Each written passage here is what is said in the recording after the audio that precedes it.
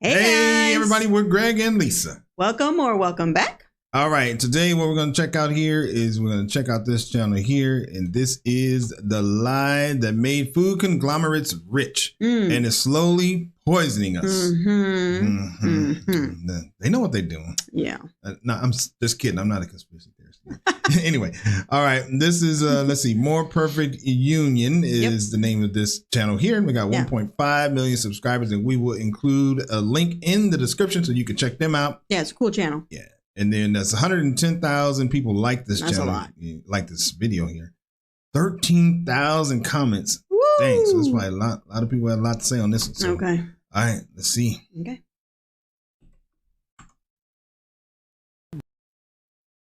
What if I told you these ridiculous ads? Did you say I'll feel better smoking Philip Morris? Yes, you'll feel better. Yeah. Are not all that different from these ads. Now, every box of Kellogg's Rice Krispies cereal has antioxidants and nutrients that help support your child's immune system. For decades, massive food conglomerates like Kraft and Kellogg's have made over $1 trillion through the manipulation of food science and food scientists, and ultimately, us. And their goal is much like big tobaccos, to do and say whatever they can to get people to buy their product over and over and over again until their product is no longer a want, but a need. To whose advantage is it? That's true. I needed me some Captain Crunch back in the day. Yeah, So, it's like maybe there's probably some kind of addictive chemical they add to it or something. yeah, and they show so many ads and everything that it just probably you feel like you feel left out. You don't have your Fruit Loops. So To keep the public confused about what to eat. Well, obviously, it's the food industry's advantage. Ultra-processed foods make up over half of the American diet, and do so with little scrutiny from health. I mean, it's Kool-Aid. Ma? I mean, you know, everybody like Kool-Aid. It's poisonous. Officials. And the food industry is terrified. Even if Americans skip one ultra-processed snack or meal a day, sales would plummet by 7%. Every 5 years, the Dietary Guidelines Advisory Committee meets to review the relevant research and give the American public advice about the latest nutrition science, a process food conglomerates are attempting to sabotage as we speak. I mean, in every possible way in which they can use their money and political power to encourage people to think their products are good and are willing to help them sell their products, they're going to do that. The evidence is grim. Ultra-processed foods are being linked in study after study to things like heart disease, diabetes, and cancer. Researchers are beginning to understand that many of them are functionally addictive. So who will win in this battle between big food and science? We set out to investigate, and in the process learned the disturbing truth about how big tobacco's lies continue to make Americans sick. When you change to Philip Morris, you'll feel better. So what exactly are ultra-processed foods? We asked molecular biologist and nutritionist Mary Nessel. These are foods that are industrially produced. They require machinery and they require ingredients that you don't have access to. So industrially produced, designed to be irresistibly delicious. That's their purpose. Corn on the cob is unprocessed. Canned corn, frozen corn are processed. Well, that explains a lot. I do love corn. Doritos are also processed. It's not just junk food, to be clear. Many breakfast cereals, granola, and protein bars, diet foods, frozen dinners, sauces, and yogurt fit the ultra-processed label and are implicated in causing disease. That's funny because you just think that you're eating healthy. Because it says it on the label. Dang. Well, obviously, I'm falling for it. Yeah. I was writing about salt, and I went to the biggest companies and said, look, you know, salt has become like this public enemy #1 because of its links to heart disease. And why aren't you like cutting back on your use of salt? And Kellogg's, you know, said to me, hey, come on in.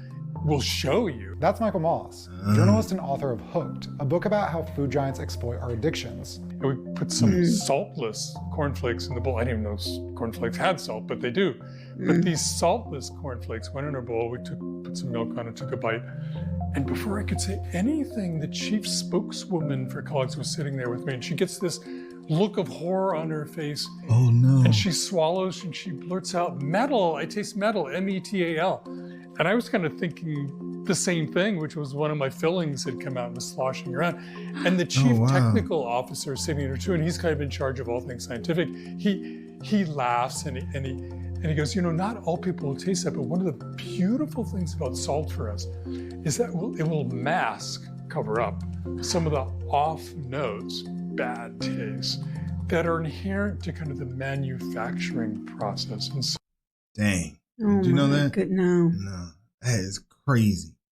That is great. So the reason you see so much salt, sugar, fat, and other sort of problematic ingredients in these products is that the companies are using those ingredients as part of the industrial process for the manufacturing, for the shelf life, things you don't need to worry about as a home cook.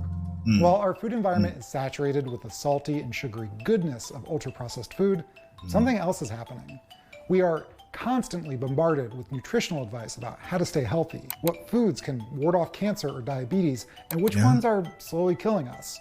And these two realities are actually deeply related. Let's go back to 2015, when Kraft successfully marketed their singles, which cannot legally be called cheese.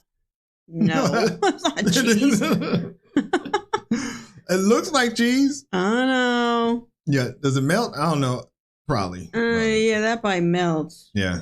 All right. As a health food. Kraft American Singles have double the calcium of many other American slices, plus vitamin D to help grow strong bones. In 2015, Kraft teamed up with the Academy of Nutrition and Dietetics. It's a professional group of nutritionists and dietitians in a campaign called Kids Eat Right. But what if a company wants the positive PR of going healthy, but doesn't want the hassle of actually improving their product? Well, there's a solution for them too. We do want to move now to a new Kids Eat Right label that will soon be appearing on Kraft singles. One of the things that food companies do is they partner with health organizations, the American Heart Association, the American Diabetes Association, the Academy of Nutrition and Dietetics. And the idea is if you can donate to those organizations and support those organizations, then the organizations will thank you on their product. Well, isn't that funny? That's all it comes down to money. Money, yeah. It usually does, but that's interesting. I guess I never realized that, but I can see how that happens. And they will say, a partner of or whatever, and this makes it look like it's an endorsement of the products. As researchers begin to understand... Yeah, you think it's an endorsement for the health. That's what's behind it, the meat of it, but really it's just money. Yeah. Understand the real effects of ultra-processed food on our health, food companies continue to exhaust every option to make sure the science of their foods doesn't hurt their bottom line. Sound familiar? Tobacco companies had a big problem. More than 50, 70 years ago. There was research coming out that linked cigarette smoking to lung cancer. So the first thing they did was to cast doubt on the research. Not enough people in the trial, wasn't adequately controlled, could have been due to other problems. When it comes to ultra-processed food, the industry is stacking panels and writing op-eds doing just that. Ultra-processed foods are too broad a category, they say. People might accidentally forego a healthy food that fits the bill. And listen, there's good scientific questions around the ultra-processed label, fringe cases and exceptions to the rule, for instance. But food companies aren't... That was a Twinkie. Shoot, those things live forever. I know. Trying to further the science, they're trying to torpedo it. So, number one, cast doubt on the research.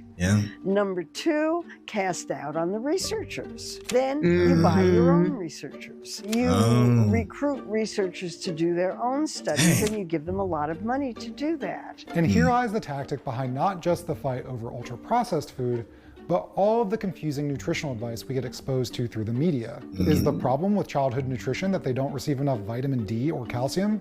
Kraft sure thinks so. Is exercise more important than diet for weight loss? I sure don't know, but Coca-Cola funded a bunch of studies that say so, just in case you thought about cutting back on soda. Food companies and their trade associations literally flood the academic space with money. Ever heard that people who eat breakfast are healthier than those that don't? Those were studies sponsored by Kellogg's and other breakfast food manufacturers. It's the food industry's advantage to keep the public confused.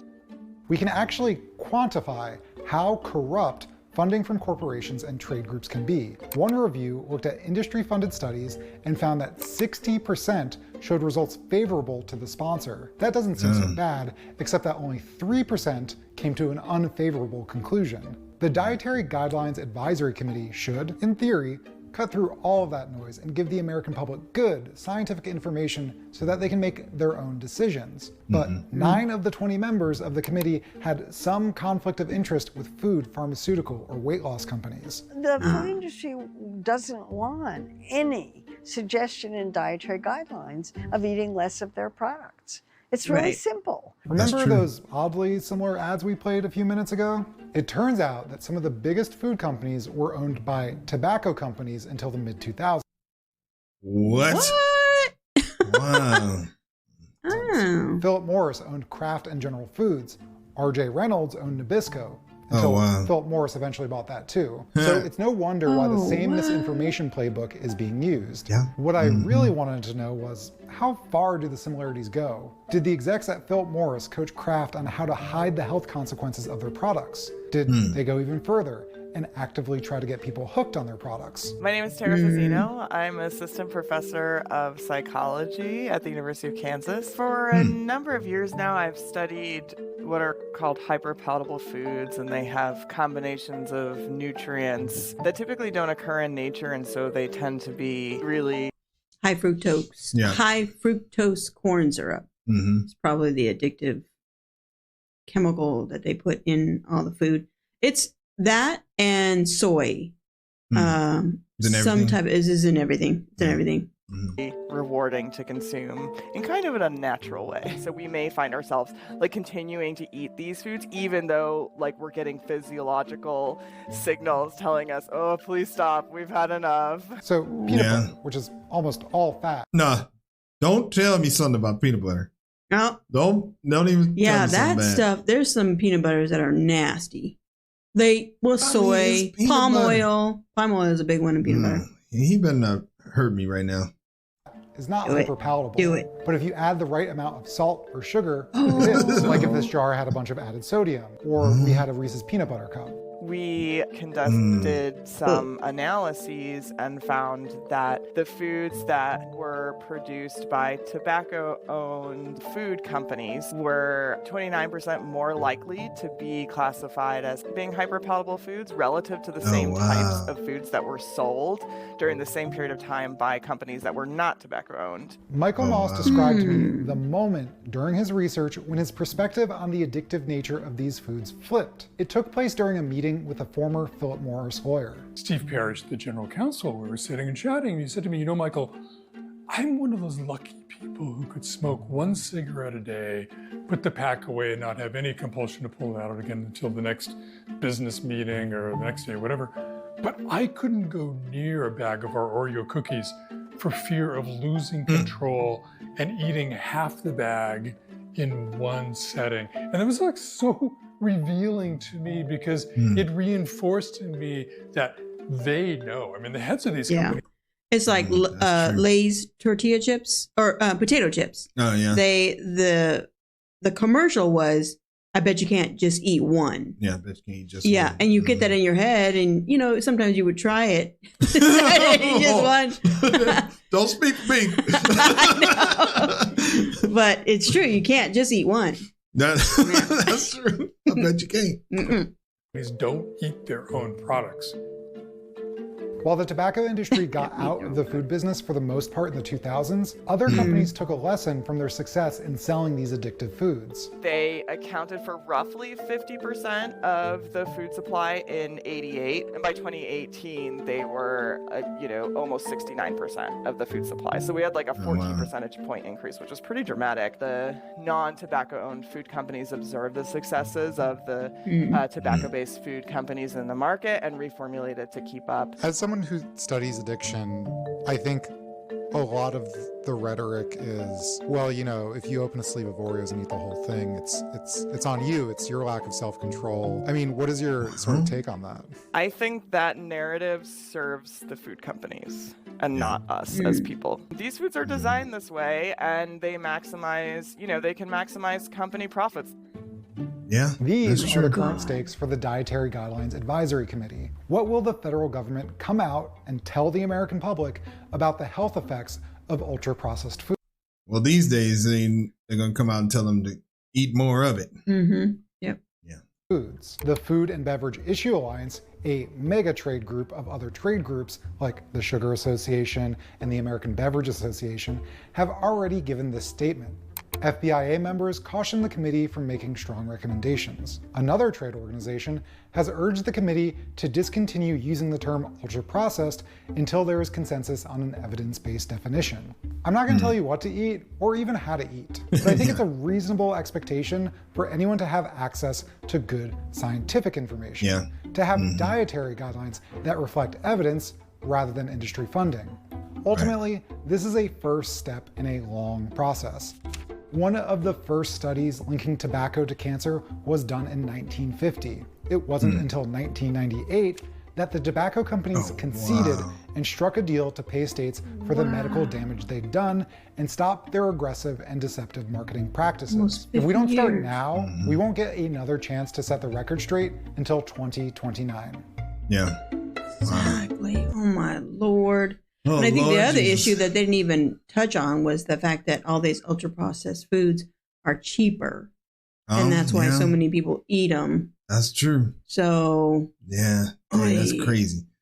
Well, I mean, just read the labels. If you, sometimes you want to avoid turning the ingredients, labels and reading them. Especially if you bought it and especially if it tastes good. Like I don't want to know that this is bad. I'm about to eat look, it has high fructose syrup. It has that your body cannot process.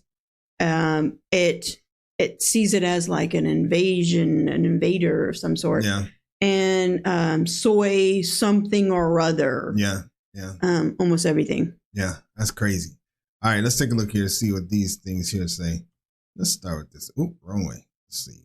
All right. My father had a book titled "The Poisons in Our Food." I don't know what that says. The really sad thing. Okay, yeah. The really sad thing is that book was written in the early 1960s and nobody listed it. Oh wow. Now imagine how worse it got. If it was worse if it was bad back then, oh my Lord. Yeah. Let's see. I was 400 pounds a few years ago. I stopped eating anything I did not prepare myself, and I lost a ton of weight. Wow. Now I'm sitting at 220 with a 15% body fat. Wow. Good job. That is incredible. Yeah, we'll give him a like. All right. The food industry keeps the pharmaceutical industry fully supplied with fresh victims. Exactly. Dang. That is true. All That's right. why that one almost got 10,000 likes. Exactly. All right. Well, this was a very pretty interesting video. So, yeah, I didn't know a lot. We live in Spain, so most of those things we don't even see over here. So the food's a lot different over here. So come to Spain. It's a commercial. All right. Anything else? No. All right. Thanks for stopping by. Peace. Bye.